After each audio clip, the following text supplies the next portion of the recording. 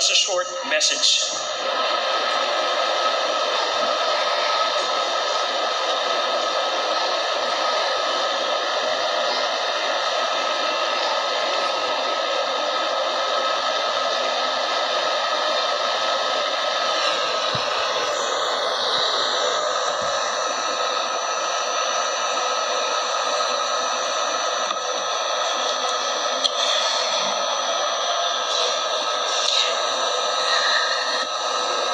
Chairman of the Commission of Elections, Honorable George Erwin Garcia, Honorable Ray Bulay, Honorable Amy Ferolino, Honorable Nelson Celis, Honorable Ernesto Maceda Jr.,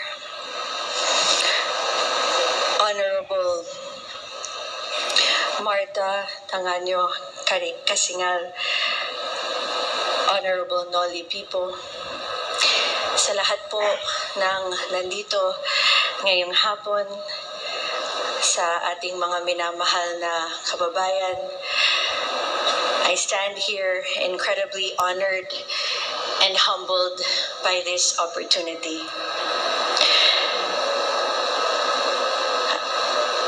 I'm grateful to God that we had a peaceful elections with a very good result.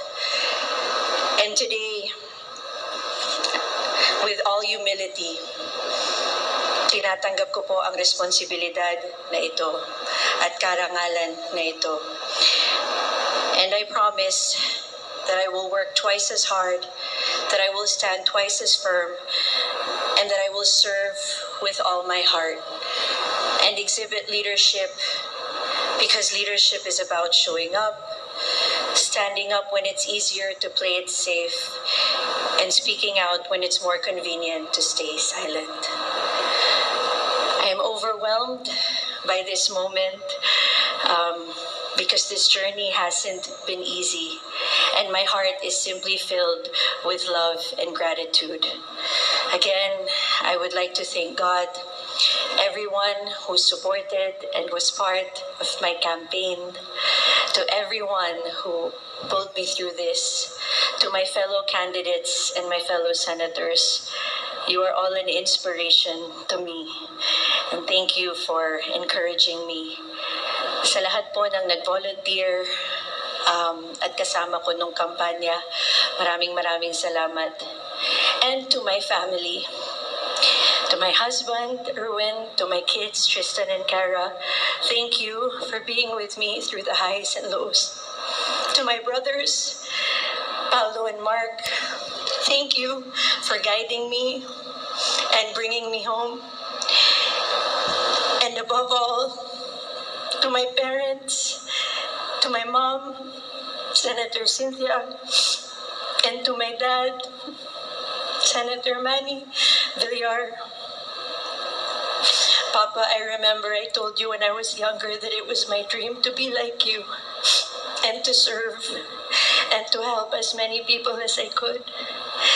And thank you for helping me achieve my dreams and making my dreams come true. And higit sa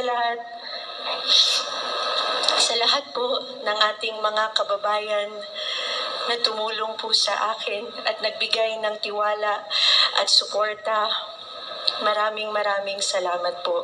Iingatan ko po ang inyong tiwala at suporta, at makakaasa po kayo na magtatrabaho po ako para yung mga pangarap natin, para sa sarili natin, sa ating mga mahal sa buhay, sa ating pamilya, at para sa ating bansa ay makakamit natin ng sama-sama.